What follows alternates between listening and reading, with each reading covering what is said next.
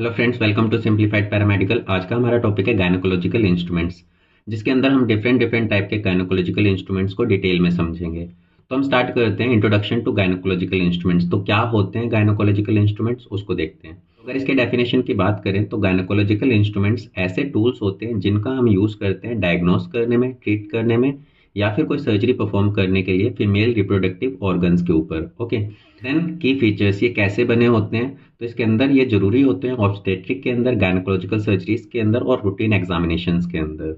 Then उसके बाद में इनको डिज़ाइन किया जाता है एक्यूरेसी के साथ में, सेफ्टी के साथ में और पेशेंट के कंफर्ट के अकॉर्डिंग। ठीक है। देन ये फंक्शन इंक्लूड करते हैं जैसे कि सर्वाइकल स्क्रीनिंग, बायोप्सी, डायलेशन या फिर चाइल्ड बर्थ असिस्टेंट जैसी कंडीशन को प्रोसीड करना है तो वहाँ पे हम इन इंस्ट्रूमेंट्स का यूज़ कर सकते हैं। ओके, देन हम बात करते हैं टाइप्स ऑफ गायनोकोलॉजिकल इंस्ट्रूमेंट्स। कौन कौन से टाइप के गायनोकोलॉजिकल इंस्ट्रूमेंट्स होते हैं। तो इसके अंदर सबसे पहले नंबर पे डायग्नोस्टिक इंस्ट्रूमेंट्स, ऐसे इंस्ट्रूमेंट जिनका हम यूज़ करते हैं किसी भी कंडीशन को डायग्नोस करने के लिए, जिसमें एग्जामिनेशन या फिर इमेजिंग टूल्स आ जाएंगे। देन सेकंड नंबर पे सर्जिकल इंस्ट्रूमेंट्स, ऐसे इंस्ट्रूमेंट जिनका यूज़ हम करते हैं स्पेसिफिक टाइप की सर्जरी को परफॉर्म करने के लिए, जैसे कि हिस्टेक्टमी या फिर डीएनसी, जिसको हम डायलेशन एंड क्यूरेट बोल सकते हैं। देन थर्ड नंबर पे रिट्रैक्टर एंड स्पेकुलम, जिनका काम होता है जो सर्जिकल एरिया होता है वहाँ पे विजिबिलिटी को इंक्रीज करना, ताकि हम वहाँ पे अच्छे से ऑपरेशन परफॉर्म कर पाए। तो इस टाइप के हम रिट्रैक्टर या फिर स्पेकुलम का यूज़ कर सकते हैं। देन डायलेशन एंड प्रोब्स, जिनका यूज़ हम करते हैं सर्विक्स या फिर यूट्रस की जो लेंथ या फिर साइज होती है उसको मेजर करने के लिए या फिर उसको ओपन करने के लिए। ठीक है। देन हम बात करते हैं हीमोस्टेटिक इंस्ट्रूमेंट्स की, जिसका यूज़ हम करते हैं सर्जरीज के अंदर ब्लीडिंग को कंट्रोल करने के लिए। तो इस टाइप के हीमोस्टेटिक इंस्ट्रूमेंट्स का हम यूज़ करेंगे। देन उसके बाद में बायोप्सी एंड क्यूरेटेज इंस्ट्रूमेंट, जिनका यूज़ हम करते हैं टिश्यू सैंपल को कलेक्ट करने के लिए या फिर यूट्रस की लाइनिंग को स्क्रैप करने के लिए। तो इस टाइप के इंस्ट्रूमेंट्स का हम यूज़ करेंगे। देन लास्ट में हमारे पास में ऑब्स्टेट्रिक इंस्ट्रूमेंट, जिनका यूज़ हम करते हैं चाइल्ड बर्थ और फीटल मॉनिटरिंग के अंदर। तो ये कुछ डिफरेंट टाइप के गायनोकोलॉजिकल इंस्ट्रूमेंट्स होंगे जिसमें हम डिफरेंट डिफरेंट टाइप की गायनोकोलॉजिकल प्रोसीजर्स को परफॉर्म करते हैं। तो जिसमें diagnostic surgical instruments, retractor, dilators, haemostatic instrument, biopsy and curettage या फिर ऑब्स्टेट्रिक इंस्ट्रूमेंट्स आ जाएंगे। नेक्स्ट हम बात करते हैं क्लासिफिकेशन ऑफ गायनोकोलॉजिकल इंस्ट्रूमेंट्स। तो गायनोकोलॉजिकल सर्जरीज को परफॉर्म करने के लिए बहुत सारे इंस्ट्रूमेंट्स की जरूरत पड़ती है। तो इसी वजह से इस क्लासिफिकेशन को हम दो पार्ट में डिवाइड करेंगे। अभी इसमें आधे इंस्ट्रूमेंट्स आएंगे, नेक्स्ट क्लासिफिकेशन में आधे इंस्ट्रूमेंट्स आ जाएंगे। तो इसके अंदर हम स्टार्ट करते हैं। सबसे पहले इसके अंदर डायग्नोस्टिक इंस्ट्रूमेंट्स आएंगे, सेकंड नंबर पे सर्जिकल इंस्ट्रूमेंट्स होंगे, थर्ड नंबर पे डिटेक्टर्स एंड स्पेकुलम्स आ जाएंगे और फोर्थ नंबर पे डायलेटर एंड प्रोब्स आ जाएंगे। डायग्नोस्टिक इंस्ट्रूमेंट्स के अंदर हमारे पास में स्पेकुलम्स होंगे, सेकंड नंबर पे कॉल्पोस्कोप्स होंगे, थर्ड नंबर पे यूट्राइन साउंड होंगे और फोर्थ नंबर पे अल्ट्रासाउंड प्रोब्स होंगी। ये सारे के सारे टाइप के इंस्ट्रूमेंट्स क्या काम करेंगे, डायग्नोस्टिक इंस्ट्रूमेंट की तरह काम करेंगे। सर्जिकल इंस्ट्रूमेंट्स के अंदर हमारे पास में फोर्सेप्स आ जाएंगे, सीजर्स आ जाएंगे और नीडल होल्डर्स आ जाएंगे। देन रिट्रैक्टर्स एंड स्पेकुलम के अंदर हमारे पास में वेजाइनल रिट्रैक्टर्स आ जाएंगे, यूट्राइन रिट्रैक्टर्स आ जाएंगे, देन एब्डोमिनल रिट्रैक्टर्स आ जाएंगे। डायलेटर एंड प्रॉप्स के अंदर हमारे पास में सर्वाइकल डायलेटर्स आ जाएंगे और यूट्राइन प्रॉप्स आ जाएंगी। तो ये हमारे पास में डिफरेंट डिफरेंट कैटेगरीज थी। डायग्नोस्टिक के अंदर ये चार कैटेगरी के इंस्ट्रूमेंट्स होंगे, सर्जिकल इंस्ट्रूमेंट्स में तीन टाइप की। अब इन कैटेगरीज के अंदर हम डिफरेंट डिफरेंट टाइप के इंस्ट्रूमेंट देखेंगे। अब स्पेकुलम के अंदर हमारे पास में कौन कौन से टाइप के स्पेकुलम होंगे। तो स्पेकुलम के अंदर पहला है कोस्को स्पेकुलम, जो कि कुछ इस तरीके से दिखाई देंगे। सेकेंड नंबर पे सिम्स स्पेकुलम, थर्ड नंबर पे ग्रेव स्पेकुलम। कॉल्पोस्कोप के अंदर बाइनोकुलर कॉल्पोस्कोप होगा, देन पोर्टेबल कॉल्पोस्कोप्स होंगे। यूटेराइन साउंड्स के अंदर हमारे पास में सिम साउंड होगा, हैगर साउंड होगा। अल्ट्रासाउंड प्रॉप्स के अंदर ट्रांसवेजाइनल प्रॉप्स होंगी, एब्डोमिनल प्रॉप्स होंगी। सर्जिकल इंस्ट्रूमेंट्स के अंदर फोर्सेप्स के अंदर हमारे पास में एलिस टिश्यू फोर्सेप होगा, देन पोजी फोर्सेप होगा, देन टीनाकुलम फोर्सेप्स होगा। सीजर्स के अंदर मेटजनबम सीजर होगी, सेकंड नंबर पे मायो सीजर होगी, थर्ड नंबर पे एपिजियोटमी सीजर होगी।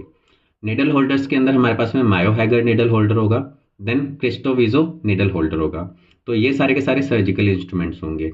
देन रिट्रैक्टर्स एंड स्पेकुलम्स के अंदर वेजाइनल रिट्रैक्टर्स के अंदर सिम्स रिट्रैक्टर आ जाएगा, सेकंड नंबर पे अवॉर्ड वेटेज स्पेकुलम आ जाएगा और थर्ड नंबर पे डीवर रिट्रैक्टर्स आ जाएंगे। यूट्राइन रिट्रैक्टर्स के अंदर हमारे पास में डोएन रिट्रैक्टर आ जाएंगे, देन रिचर्डसन रिट्रैक्टर्स आ जाएंगे। एब्डोमिनल रिट्रैक्टर्स के अंदर हमारे पास में वोल्फर रिट्रैक्टर्स आ जाएंगे, सेकंड नंबर पे वुक वॉल्टर रिट्रैक्टर्स आ जाएंगे और डायलेटर एंड प्रॉप्स के अंदर सर्वाइकल डायलेटर्स के अंदर हमारे पास में हैगर डायलेटर्स आ जाएंगे, सेकंड नंबर पे प्रैट डायलेटर्स आ जाएंगे, थर्ड नंबर पे हैंक डायलेटर आ जाएंगे। यूट्राइन प्रॉप्स के अंदर सिम्स यूट्राइन प्रॉप्स आ जाएंगी, सेकंड नंबर पे साउंड प्रॉप्स विद ग्रेजुएशंस आ जाएंगी। देन लास्ट में हमारे पास में यूटेराइन मैनिपुलेटर्स आ जाएंगे, जो कि कुछ इस टाइप के इंस्ट्रूमेंट्स होंगे। तो ये हमारा पहला क्लासिफिकेशन था, जिसमें ये सारे के सारे क्या होंगे, डायग्नोस्टिक इंस्ट्रूमेंट्स होंगे, जिनका काम क्या होता है डायग्नोस्टिक प्रोसीजर्स में हेल्प करना। सर्जिकल इंस्ट्रूमेंट्स ये वाले होंगे जिनका काम होगा सर्जरीज के अंदर हेल्प करवाना। रिटेक्टर्स एंड स्पेकुलम का काम होता है वहाँ पे विजिबिलिटी इंक्रीज करना, जहाँ पे हम सर्जरी परफॉर्म कर रहे हैं। तो ये सारे के सारे जो रिटेक्टर्स एंड स्पेकुलम होंगे विजिबिलिटी को इंक्रीज करने का काम करेंगे। डायलेटर एंड प्रोब्स का काम होगा उनकी साइज को मेजर करना, उनको ओपन करके रखना, वहाँ पे हम इनका यूज़ करेंगे। तो ये हमारा पहला क्लासिफिकेशन था जिसमें इतने सारे इंस्ट्रूमेंट्स आ जाएंगे। अब हम सेकंड क्लासिफिकेशन की बात करते हैं, तो इसके अंदर आता है हमारे पास में हीमोस्टेटिक इंस्ट्रूमेंट्स, देन सेकंड नंबर पे biopsy and curettage instruments, third number पे ऑब्स्टेट्रिक इंस्ट्रूमेंट्स आ जाएंगे। हीमोस्टेटिक इंस्ट्रूमेंट्स के अंदर क्लैम्प्स आ जाएंगे, हीमोस्टेट्स आ जाएंगे और लिगाटर कैरियर्स आ जाएंगे। बायोप्सी एंड क्यूरेटेज इंस्ट्रूमेंट्स के अंदर क्यूरेट्स आ जाएंगी, बायोप्सी पंच फोर्सेप्स आ जाएंगी, देन एंडोमेट्रियल बायोप्सी पिपेले आ जाएंगी। ऑब्स्टेट्रिक इंस्ट्रूमेंट्स के अंदर हमारे पास में डिलीवरी इंस्ट्रूमेंट्स आ जाएंगे, एपिजियोटमी टूल्स आ जाएंगे, यूट्राइन कंप्रेशर्स आ जाएंगे और लास्ट में फीटल मॉनिटरिंग टूल्स आ जाएंगे। ठीक है, तो ये हमारे और डिफरेंट डिफरेंट टाइप के इंस्ट्रूमेंट, जिनके अंदर डिफरेंट डिफरेंट कैटेगरी के इंस्ट्रूमेंट्स। अब जो हीमोस्टेटिक इंस्ट्रूमेंट्स है उसमें क्लैम्प्स में सबसे पहले हमारे पास में कोकर क्लैम्प्स होगा, सेकंड नंबर पे वैलेंटाइन क्लैम्प होगा, थर्ड नंबर पे पिन क्लैम्प होगा। हीमोस्टेट्स के अंदर क्राइल हीमोस्टेट होगा, सेकंड नंबर पे कैली हीमोस्टेट होगा और थर्ड नंबर पे मस्कीटो हीमोस्टेट होगा। लिगाटर कैरियर्स के अंदर हमारे पास में डेस्चेम्प लिगाटर कैरियर्स होगा। क्यूरेट्स के अंदर हमारे पास में शार्प क्यूरेट्स होंगी, सेकंड नंबर पे सिम क्यूरेट होंगी, देन थर्ड नंबर पे नोवाक क्यूरेट्स होंगी। बायोप्सी पंच फोर्सेप्स के अंदर हमारे पास में किवोर्कियन बायोप्सी फोर्सेप होगा, देन टिशलर बायोप्सी फोर्सेप होगा, देन गैलर बायोप्सी फोर्सेप होगा। तो ये हमारे पास में डिफरेंट डिफरेंट टाइप के बायोप्सी फोर्सेप्स होंगे। एंडोमेट्रियम बायोप्सी पिपेले के अंदर हमारे पास में पिपेले दी कॉर्नियर होगा, इसके बारे में हम अभी आगे डिस्कस करेंगे। डिलीवरी इंस्ट्रूमेंट्स के अंदर हमारे पास में ऑब्स्टेट्रिक फोर्सेप होगा, देन वैक्यूम एक्सट्रैक्टर होगा, देन थर्ड नंबर पे पेपर फोर्सेप होगा। एपिजियोटमी टूल्स के अंदर हमारे पास में एपिजियोटमी सीजर्स होंगी, एपिजियोटमी नीडल होल्डर होगा। यूट्राइन कंप्रेशर के अंदर हमारे पास में बकरी बैलून होगा, देन बीटी कैथ बैलून होगा और फीटल मॉनिटरिंग के अंदर फीटल डॉपलर होगा, देन फीटल स्कैल्प इलेक्ट्रोड्स होंगे जो कि फीटल की मॉनिटरिंग करते हैं। तो ये और डिफरेंट टाइप के इंस्ट्रूमेंट्स हैं जो कि गायनोकोलॉजिकल सर्जरीज में यूज होने वाले इंस्ट्रूमेंट्स हैं, जिसमें हीमोस्टेटिक इंस्ट्रूमेंट जो कि ब्लीडिंग को कम करेंगे, बायोप्सी एंड क्यूरेटेज का काम होगा बायोप्सी के सैंपल को कलेक्ट करने में और यूट्रस की लाइनिंग को रिमूव करने में। ऑब्स्टेट्रिक इंस्ट्रूमेंट्स का काम होगा जो प्रेगनेंसी और चाइल्ड बर्थ से रिलेटेड जो भी प्रोसीजर्स करने होते हैं वहाँ पे इस टाइप के ऑब्स्टेट्रिक इंस्ट्रूमेंट्स का हम यूज़ करेंगे। तो ये डिफरेंट डिफरेंट टाइप के इंस्ट्रूमेंट्स के अंदर डिफरेंट कैटेगरीज और उनके अंदर डिफरेंट डिफरेंट टाइप के यूज़ होने वाले इंस्ट्रूमेंट्स हैं, जिसको आप कुछ इस तरीके से समझ सकते हो। अब हम स्टार्ट करेंगे एक एक टाइप को। ठीक है, डिफरेंट डिफरेंट टाइप जो हमने देखे हैं उसके अंदर डिफरेंट डिफरेंट जो इंस्ट्रूमेंट्स हम देखेंगे उसको इमेज के साथ में समझेंगे। अब तो हम स्टार्ट करते हैं डायग्नोस्टिक इंस्ट्रूमेंट्स, जिसका काम क्या होगा डायग्नोस करने में हेल्प करना। देन इसके अंदर सबसे पहले नंबर पे आते हैं स्पेक्युलम्स। स्पेक्युलम्स का काम क्या होता है वेजाइनल कैविटी को विजुलाइज करना, मतलब वेजाइना के अंदर विजुलाइजेशन में हेल्प करना, उसमें ये यूज किए जाते हैं। तो इसके अंदर सबसे पहले टाइप का स्पेक्युलम है जिसको हम बोलते हैं पेडर्सन स्पेक्युलम, जिसका हम यूज करते हैं जो नैरो वेजाइनल कैनाल होती है उसको विजुलाइज करने के लिए। तो ये वाला जो स्पेक्युलम होगा वो कैसा होगा, पेडर्सन स्पेक्युलम होगा, जो कि नैरो वेजाइनल कैनाल को देखने में हम इनका यूज करेंगे। देन उसके बाद में है ग्रेव स्पेक्युलम, जो कि वाइडर बड़ी वेजाइना की ओपनिंग को विजुलाइज करने में हेल्प करेगा। देन थर्ड नंबर पे कुस्को स्पेक्युलम, जो कि सेल्फ रिटेनिंग स्पेक्युलम्स होते हैं और गायनोकोलॉजिकल इंस्ट्रूमेंट गायनोकोलॉजिकल एग्जामिनेशंस के अंदर हम इनका यूज करते हैं। तो ये कुछ टाइप के ये कुस्को वाले जो स्पेक्युलम होंगे कुछ इस तरीके से दिखाई देते हैं और ये सारे सिमिलर टाइप के दिखाई देते हैं, बस इसकी ब्लेड्स के साइज कम और ज़्यादा होते हैं और ये सारे के सारे सेल्फ रिटेनिंग टाइप के ही होते हैं। खुद से ही आप इनको एक बार आपने ओपनिंग कर दी तो देन उसको इसके बाद में फिक्स कर सकते हो। देन सिम स्पेक्युलम, जिसके अंदर सिंगल ब्लेड होता है और उसका यूज करते हैं पोस्टपार्टम के अंदर और सर्जिकल इवेल्यूशन के अंदर हम इस टाइप के सिम स्पेकुलम का यूज़ करते हैं वेजाइना को ओपन रखने के लिए। देन हम बात करते हैं कॉल्पोस्कोप्स। कॉल्पोस्कोप्स का काम क्या होता है? सर्विक्स और वेजाइना के एग्जामिनेशंस में हेल्प करना। ये सर्विक्स और वेजाइना की जो इंटरनल लाइनिंग्स होती है उसको काफ़ी मैग्नीफाई करके दिखाता है, जिससे कि प्रॉब्लम्स को आइडेंटिफाई करना इजी हो जाता है। कुछ इस तरीके से यहाँ पे एक स्पेकुलम का हम यूज़ करेंगे और उसके साथ में इस कैल्पोस्कोप का यूज़ करेंगे, जिससे कि हम सर्विक्स और वेजाइना को देख पाएंगे यहाँ से। ठीक है, इसके अंदर हमारे पास में डिफरेंट डिफरेंट टाइप के कॉल्पोस्कोप होते हैं, जिसके अंदर बाइनोकुलर कॉल्पोस्कोप होता है जो कि हाई मैग्निफिकेशन प्रोवाइड करता है और हम अच्छे से विजुलाइज कर पाते हैं इंटरनल स्ट्रक्चर्स को। तो यहाँ पे दो आई पीस होते हैं, दोनों आईज से हम इसको देख सकते हैं। ये हमारे पास में स्पेक्यूलम है जो कि इस वेजाइना को ओपन रखने का काम करेगा, जिससे कि हम वेजाइना के अंदर देख पाएंगे और सर्विक्स के बाहर की ओपनिंग जो है वो देख पाएंगे। देन हमारे पास में पोर्टेबल कॉल्पोस्कोप। ये मोबाइल होता है, मतलब हम इसको एक जगह से दूसरी जगह मूव कर सकते हैं इजीली। इसका यूज़ हम करते हैं रूरल सेटिंग्स के अंदर, वहाँ की कंडीशंस को ट्रीट करने के लिए या फिर डायग्नोस करने के लिए। जो रूरल एरियाज होते हैं, जो गांव होते हैं, वहाँ पे हम इनका यूज़ कर सकते हैं। वहाँ पे जो भी प्रॉब्लम्स होती हैं फीमेल रिप्रोडक्टिव सिस्टम से रिलेटेड, उनको पता करने के लिए। Then uterine sound. Uterine sound का काम क्या होता है? यूट्राइन डेप्थ को मेजर करना और ओरिएंटेशन में हेल्प करना। इसके अंदर हमारे पास में सिम साउंड होता है, जिसका यूज़ कॉमनली हम यूज़ करते हैं यूट्राइन लेंथ को एक्सेस करने के लिए, यानी कि यूट्राइन यूट्रस कितना लेंथी है, मतलब उसकी लेंथ कितनी है, उसको मेजर करने में हम सिम साउंड का यूज़ करते हैं, जो कि ये वाली है।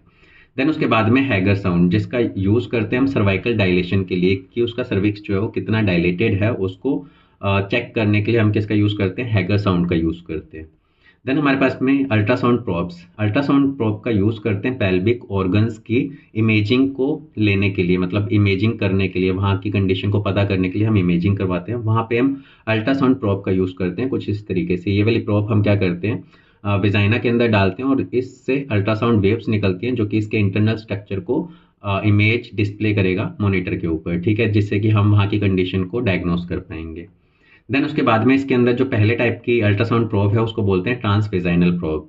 ये जो ट्रांसवेजाइनल प्रोब है इसको हम वेजाइना के थ्रू डालते हैं और ये यूट्रस और ओवरीज की डिटेल इमेजिंग को प्रोवाइड करता है। मतलब इसको वेजाइना के थ्रू डालेंगे और ये क्या करेगा? सर्विक्स और यूट्रस और ओवरीज की कंडीशन को, ओवरीज की जो डिटेल्ड इमेजिंग है वो आपको दिखाई देगा। ठीक है, देन हमारे पास में एब्डोमिनल प्रोब। इसके अंदर हमें प्रोब को वेजाइना के अंदर डालने की जरूरत नहीं पड़ती, इसको हम एब्डोमेन के ऊपर रख के यहीं से हमारे जो पेल्विक ऑर्गन्स होते हैं उनकी इमेजिंग कर सकते हैं, वो भी हमें मॉनिटर पे दिखाई देंगे। मतलब दोनों ही टाइप के अल्ट्रासाउंड प्रोब है। एक के अंदर हमें प्रोब को वेजाइना के अंदर डालना पड़ेगा वहाँ की कंडीशन को इमेज करने के लिए, स्क्रीन करने के लिए।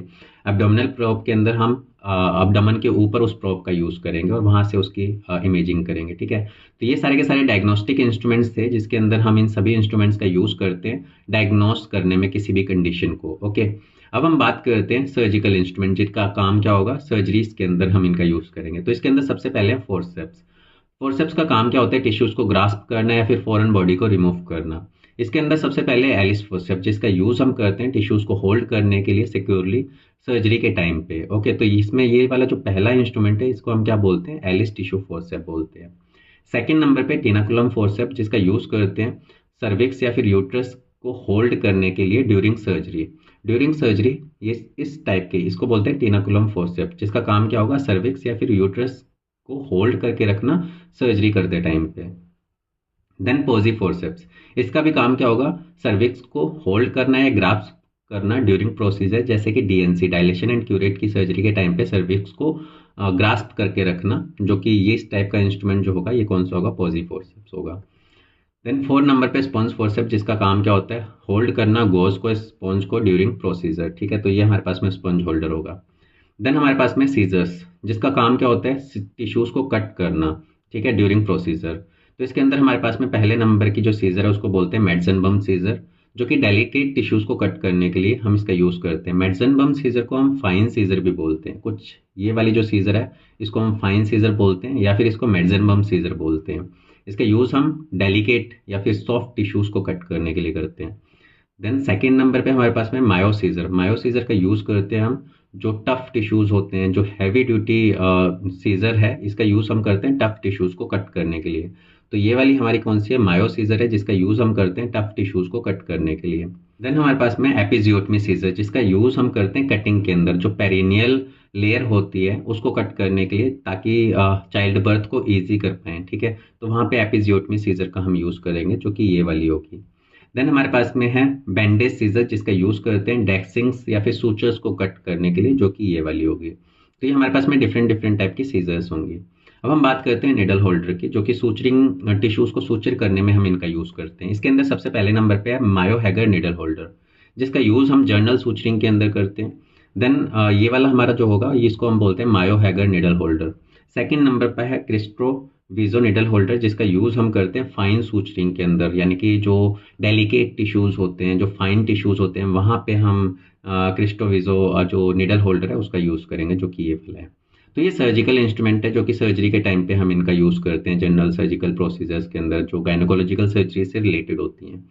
अब हम बात करते हैं रिट्रैक्टर्स एंड स्पेक्युलम का, जिनका काम क्या होगा, टिश्यूज़ को रिट्रैक्ट करना और वहाँ पे स्पेक्युलम यानी कि वहाँ पे विजुअलिटी प्रोवाइड करना, ठीक है।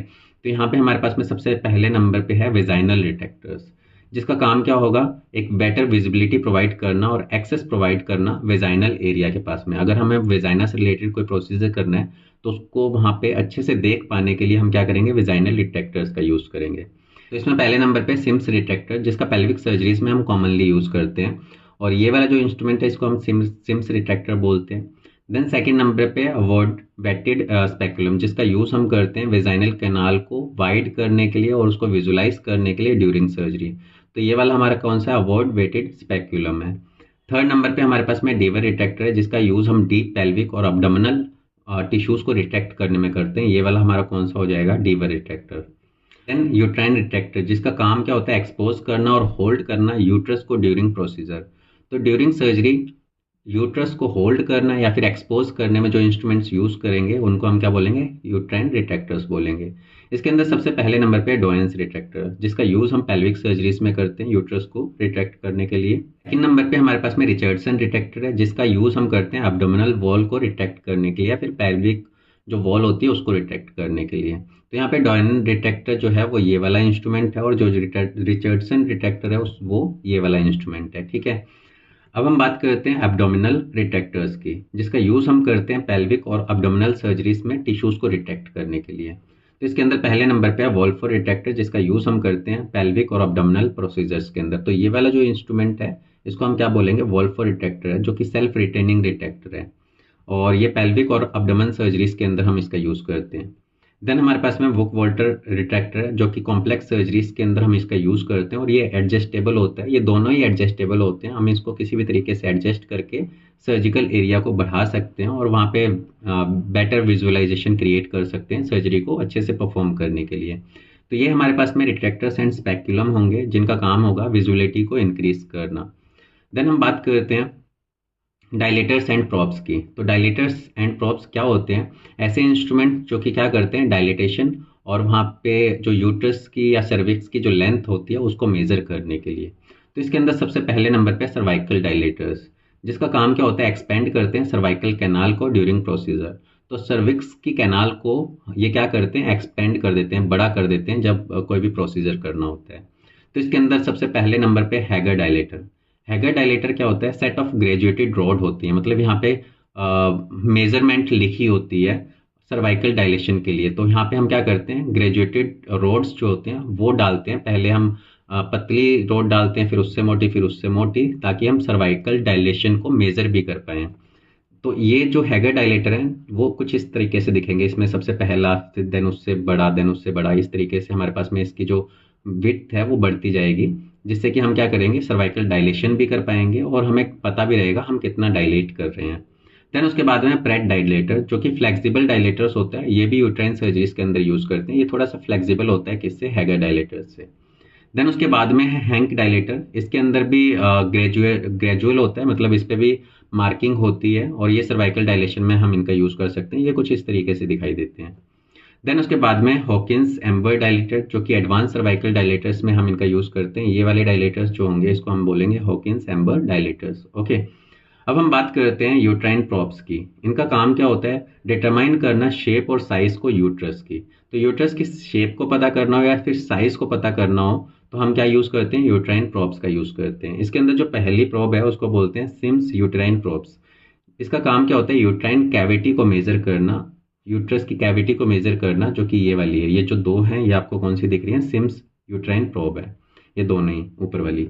देन उसके बाद में साउंड प्रोब विद ग्रेजुएशन। दूसरे नंबर पे हमारे पास में साउंड प्रोब होती है विद ग्रेजुएशन। इस पे भी मार्किंग या मेजरमेंट लिखी होती है इस प्रोब के ऊपर।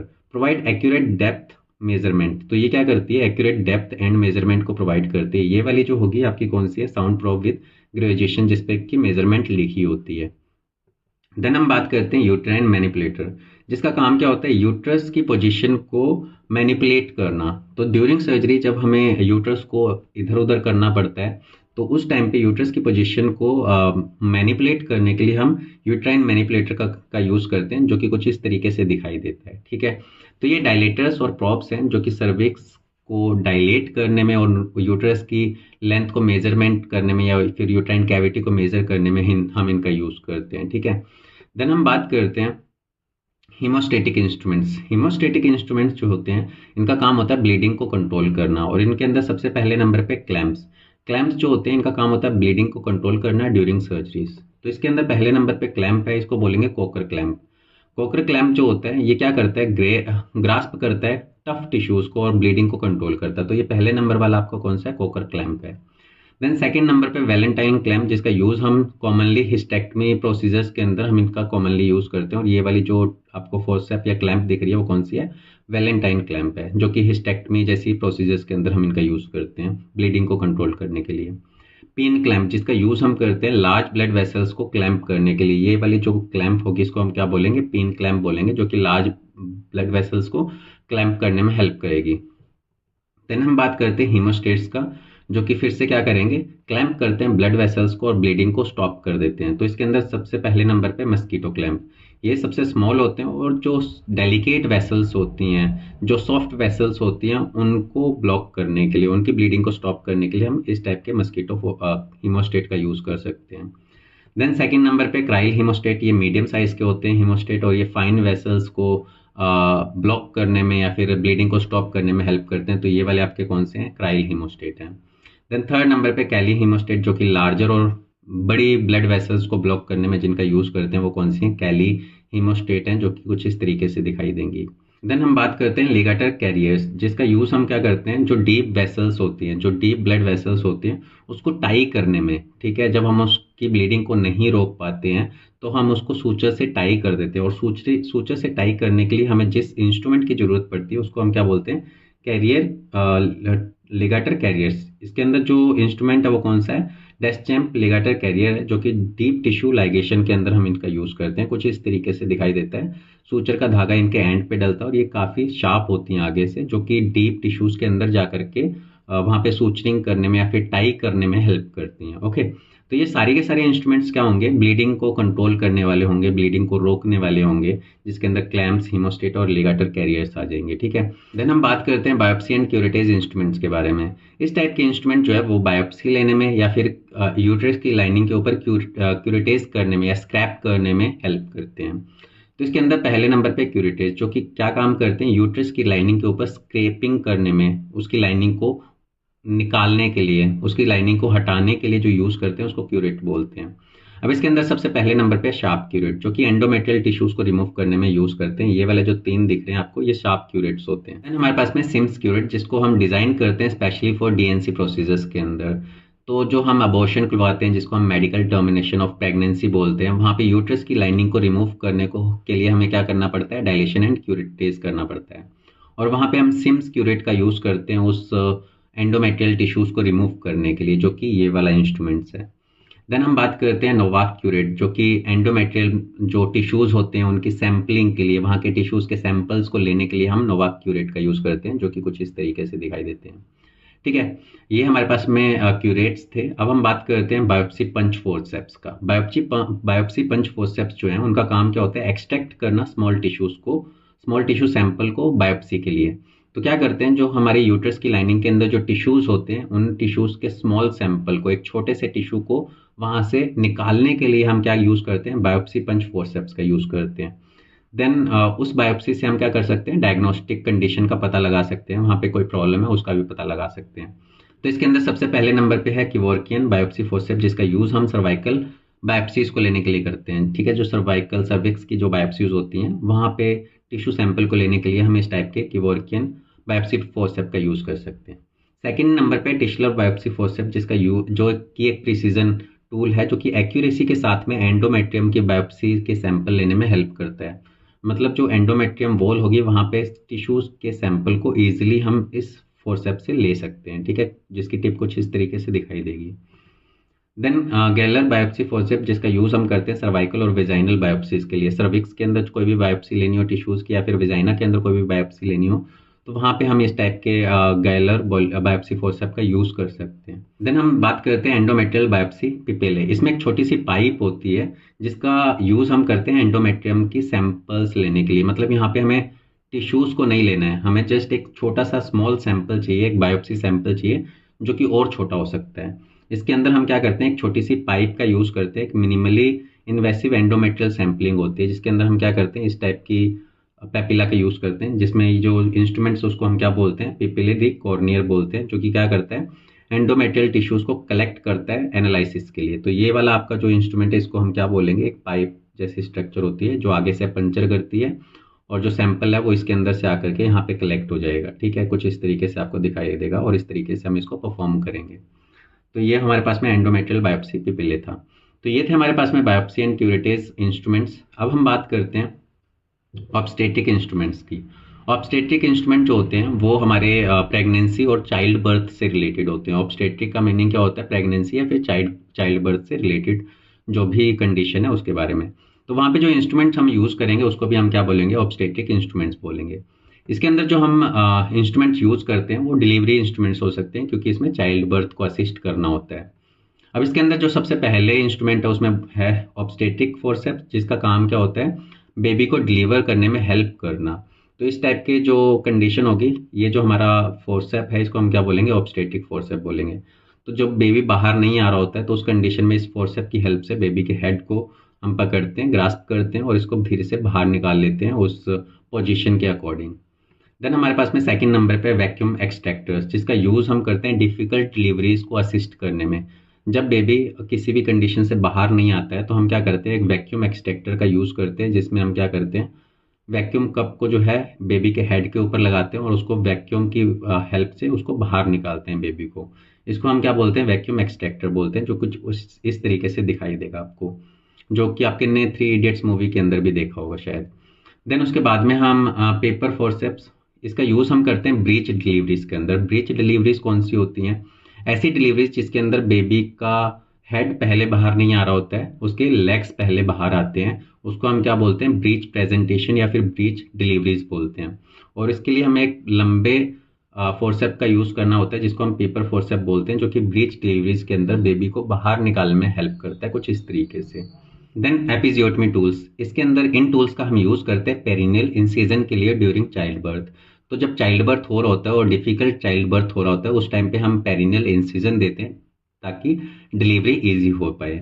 इसके अंदर जो हम इंस्ट्रूमेंट यूज़ करते हैं उसके अंदर है एपिजियोटमी सीजर, जिसका काम क्या होता है, कट करना पेरिनियम को, जिसकी वजह से वेजाइना की ओपनिंग जो है वो बड़ी हो जाए। तो यहाँ पे हम क्या करते हैं, इस जगह पे कट लगाते हैं, इसको हम क्या बोलते हैं, पेरिनियम बोलते हैं, जो कि एनस और वेजाइना के बीच वाला जो लेयर होती है उसको हम क्या बोलते हैं, पेरिनियम बोलते हैं।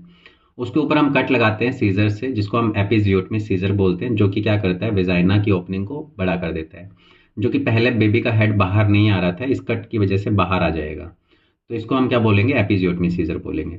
देन उसके बाद में एपिजियोटमी निडल, इसका यूज़ करते हैं जो हमने कट लगाया था उसको वापस से स्टिच बैक करने के लिए, वापस से जोड़ने के लिए। तो यहाँ पे हमारे पास में ये जो सीजर है इसको हम क्या बोलते हैं, एपिजियोटमी सीजर बोलते हैं। और ये जो नीडल होल्डर जिसे हमें सूचरिंग करनी है वापस से, उसको हम क्या बोलेंगे, एपिजियोटमी नीडल होल्डर बोलेंगे। देन हम बात करते हैं यूट्राइन कंप्रेशर्स की। यूट्राइन कंप्रेशर जो है इसका काम होता है पोस्टपार्टम हेमरेज जो होता है उसको कंट्रोल करना। पोस्टपार्टम हेमरेज का मतलब क्या होता है, डिलीवरी के बाद में यूट्रस के अंदर से बहुत सारी ब्लीडिंग्स होने लग जाती हैं। उस ब्लीडिंग को रोकने के लिए हम यूट्राइन कंप्रेशर का यूज़ करते हैं, मतलब यूट्रस की लाइनिंग को दबा देते हैं ठीक है, तो उसके लिए हम क्या यूज़ करते हैं, उसके अंदर सबसे पहले बकरी बैलून। ये क्या करते हैं, एक बैलून होता है जिसको हम यूट्रस के अंदर इन्फ्लेट कर देते हैं, जिससे कि ब्लीडिंग स्टॉप हो जाती है। तो हमने क्या किया, एक बैलून को इस यूट्रस के अंदर जा करके इसको इन्फ्लेट कर दिया। इन्फ्लेट करने से होगा क्या, जो यूट्रस के अंदर जो लाइनिंग्स थी जहाँ से ब्लीडिंग हो रही थी उनके ऊपर प्रेशर पड़ेगा, जिसकी वजह से वहाँ की ब्लीडिंग जो है वो स्टॉप हो जाएगी। तो वहाँ की ब्लीडिंग को स्टॉप करने के लिए, जिसको हम पोस्टपार्टम हेमरेज बोलते हैं, डिलीवरी के बाद में जो ब्लीडिंग होती है उसको उसको हम रोकने के लिए इस टाइप के इंस्ट्रूमेंट्स का यूज़ करते हैं। सेकंड नंबर पे हमारे पास में बीटी कैथ बैलून, जो कि अल्टरनेटिव होता है बकरी बैलून का फॉर हेमरेजी कंट्रोल। तो कुछ इस तरीके से दिखाई देगा, थोड़ा सा और एडवांस हो जाएगा, जो वेजाइनल बैलून भी बनाएगा। मतलब अगर वेजाइना के अंदर भी थोड़ी बहुत ब्लीडिंग या फिर सिक्रेशंस हो रहे हैं, तो वहाँ पे भी ये क्या करेगा, कंप्रेस कर देगा वेजाइनल वॉल को, जिससे कि वहाँ पे ब्लीडिंग रुक जाएगी। तो ये थोड़ा सा एडवांस होता है, या और अल्टरनेटिव हो सकता है बकरी बैलून का, ठीक है। देन उसके बाद में हम फीटल मॉनिटरिंग टूल्स, इसके अंदर क्या करते हैं, प्रेगनेंसी के टाइम पे फीटस की हार्ट रेट को मॉनिटर करने के लिए हम इन टूल्स का यूज़ करते हैं। तो इसके अंदर सबसे पहले फीटल डॉपलर, जिसका यूज़ हम करते हैं फीटल की हार्ट बीट को मॉनिटर करने के लिए, जो कि कुछ इस तरीके से आपका टूल होगा। इसको हम हमारे एब्डोमेन या पेल्विक एरिया के ऊपर जेली लगा करके इसको हम चेक कर सकते हैं। देन सेकंड नंबर पे फीटल स्कैल्प इलेक्ट्रोड, इसके अंदर हम क्या करते हैं, फीटल की मॉनिटरिंग को, फीटल की हार्ट रेट को चेक करने के लिए जो इलेक्ट्रोड्स होते हैं वो फीटल के हेड के ऊपर लगाते हैं, ठीक है, या फिर पेल्विक एरिया के अंदर लगाते हैं, जिससे कि हम क्या कर पाते हैं, उसकी हार्ट रेट को मॉनिटर कर पाते हैं, ठीक है। तो ये हमारे पास में फीटल मॉनिटरिंग टूल्स और ये सारे के सारे ऑब्स्टेट्रिक इंस्ट्रूमेंट्स होंगे, जो कि प्रेगनेंसी और चाइल्ड बर्थ को असिस्ट करने में हेल्प करेंगे, ठीक है। Thank you for watching. I hope आपको ये वीडियो इन्फॉर्मेटिव लगी होगी। अगर आपको ये वीडियो इन्फॉर्मेटिव लगती है तो आप इस वीडियो को लाइक कर सकते हो, कमेंट कर सकते हो, शेयर कर सकते हो और इस चैनल को सब्सक्राइब कर सकते हो। इसके अंदर हमने सारे डिफरेंट डिफरेंट टाइप के जो गायनोकोलॉजिकल इंस्ट्रूमेंट्स हैं उसको हमने कवर कर लिया है। इसके अलावा भी बहुत सारे इंस्ट्रूमेंट हैं जो कि स्पेशलिटी इंस्ट्रूमेंट्स होते हैं गायनोकोलॉजिकल सर्जरीज के अंदर, जिसको हम दूसरी वीडियो के अंदर डिस्कस करेंगे। तो इसके अंदर हमारे पास में जो कॉमन टाइप के गायनोकोलॉजिकल इंस्ट्रूमेंट्स है हमने वो सारे के सारे डिस्कस किए। जो स्पेशलिटी इंस्ट्रूमेंट्स होंगे वो हम दूसरी वीडियो के अंदर देखेंगे।